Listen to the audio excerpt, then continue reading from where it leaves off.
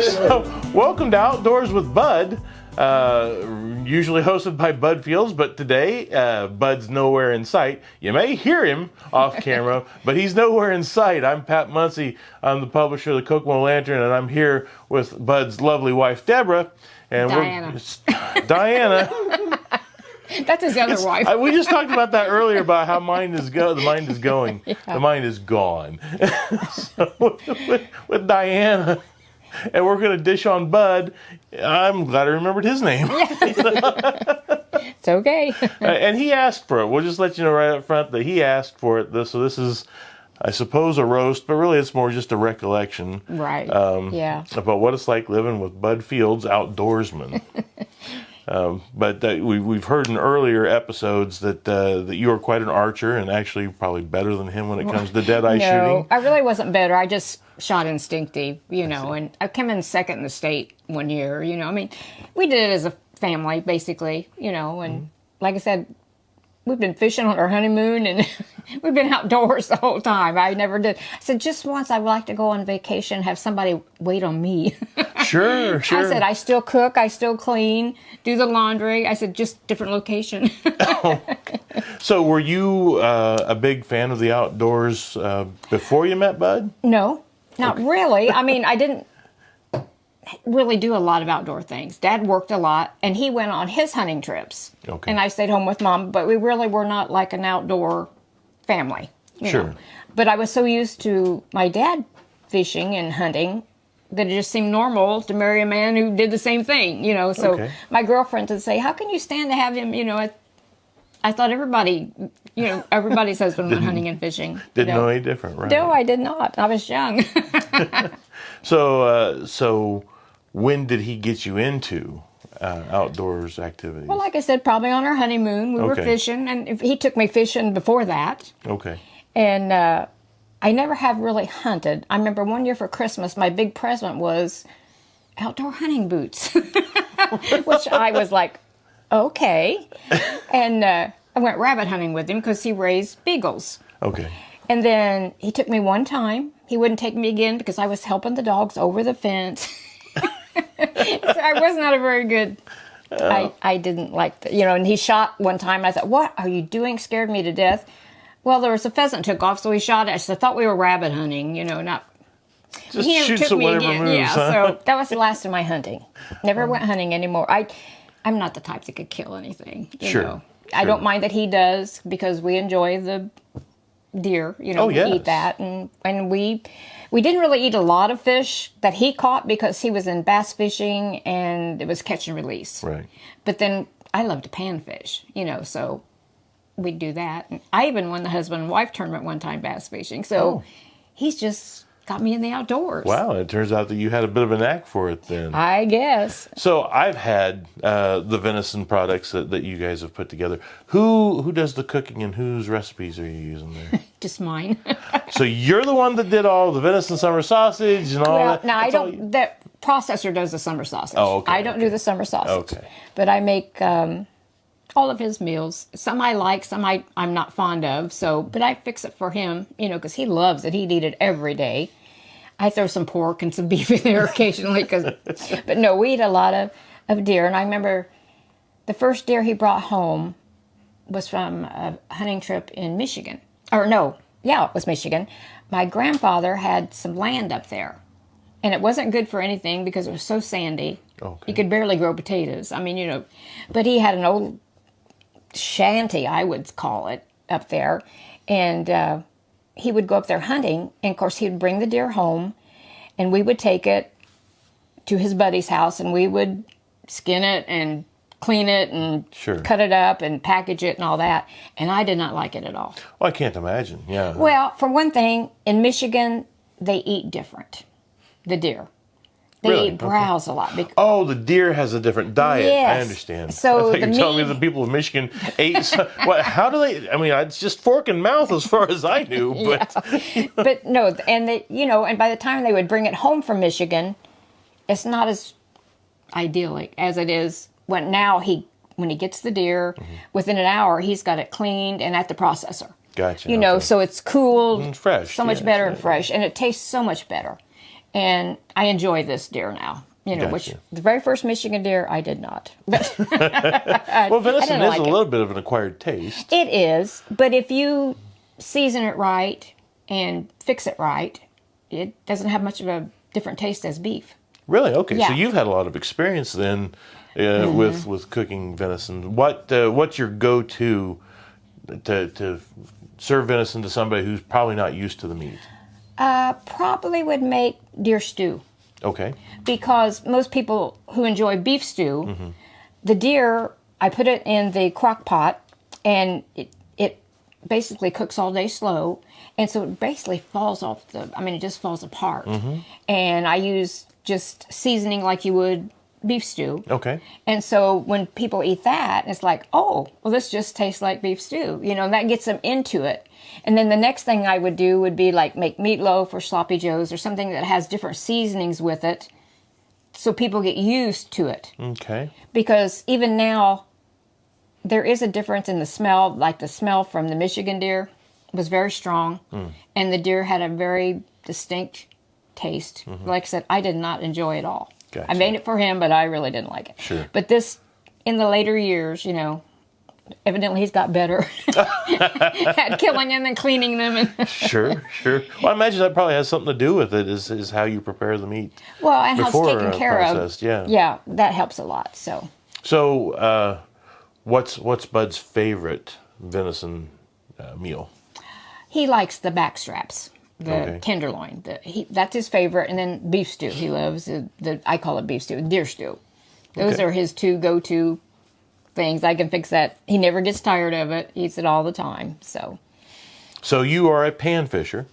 So you're fishing sunfish and bluegill and those types of fish. And crappie. And Yeah. crappie. And what is it about that draws you to fishing? What's your joy in that? I think, well, for one thing, being together. Okay. You know, you just spend the day together. Of course, he had a bass boat for years, about our whole married life. And you just go out there and it's peaceful, it's sunny, it's quiet. It's just the two of you, you know. And we just enjoy, you know, the outdoors and being together. And like I said, to me, the bobber fishing is more slow and relaxed. When I bass fish with him, I would get tired and lay back in the back of the boat and read a book or suntan until my arm was so tired. But we just did it together, you know. So how was it raising kids with a hunter fisher outdoorsman? I mean, was it easy to get the kids involved in that, or did you have to kind of push? No, they enjoyed, of course, they were sportsmen like Bud, and they loved the outdoors. They were always into something, you know, outside. And we started out in a tent. Stacy was in a playpen. Oh, wow. when we started camping. Okay. And fishing, you know, with them.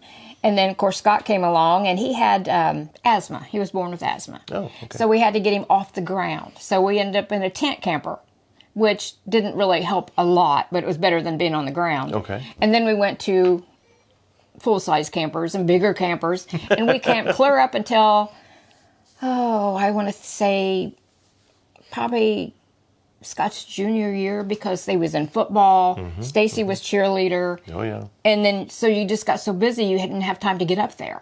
Sure. So we ended up selling the camper, and that's when we got a bass boat. Ah. So then the kids liked the bass boat, and they went out fishing with us, and so it wasn't hard at all. I mean, you know, we enjoyed it, and the kids love it. They still to this day love it. That's cool. Did you have a favorite camping spot? We had a place up on the other side of Rochester, and it was called Lake 16. Okay. We knew the guy that owned it. It was a private lake. Oh, okay. But we could leave our camper up there all summer long, and that way when the kids, like Friday night football was over, we could run up. Stacy had cheerleading competitions, and the cheerleaders would all come up there and cheer in the crowd, you know, watch them, and then go fishing and or go swimming, you know. So Okay. we just incorporated it all together. We were busy, but the kids love outdoors. They still do. And so do all of our grandkids. And you have a lot of grandkids. We have 9 grandkids, and we're expecting the 12th great-grandchild Oh, mercy. next month. And can Yeah. Bud remember their names? Yes. Oh, that's Yes. good. In fact, he helps me because sometimes I forget birthdays or so. Oh, well, now, names and birthdays, two different things altogether. The names Yeah. I'm good with. Those birthdays, are you kidding I me? always remember the month, but boy, sometimes with all of them, wait, Bud. Now, was it the second week or the first week of March? Right. Like this last month, we had 4 birthdays. We have a lot. So, our fishing rods and reels, are those on the birthday menu then when the birthdays come around? Yes. Okay. In fact, every grandchild and every great-grandchild that was born, Bud buys them a fishing pole. So the very first time we see them, they are handed a fishing pole. They've got no chance. Yeah. They're going to be outdoorsmen. Yeah, so he's always done that, whether, you never know if they're going to like it or not. But Sure. that's just his thing. He gets them all that. We've bought a lot of fishing poles. A lot of grandkids. I'm sure that, that many years out in the outdoors, there had to be some scary moments with Bud. I can remember one time he went hunting in southern Indiana. This is back before cell phones. Okay. Our son was 2 years old, and the day he was 2, he had to have his tonsils and adenoids taken out. Okay. And this would be what, 1971? Yeah, probably. Yeah. Mhm. Okay. So anyway, he was so sick, and I was so mad at him because he was still going to go on his hunting trip. He said, "I'll stay home with you." Give me that sob story, but it's okay, Bud. Go ahead. And then he was supposed to spend home Sunday night. He didn't come home. Oh no.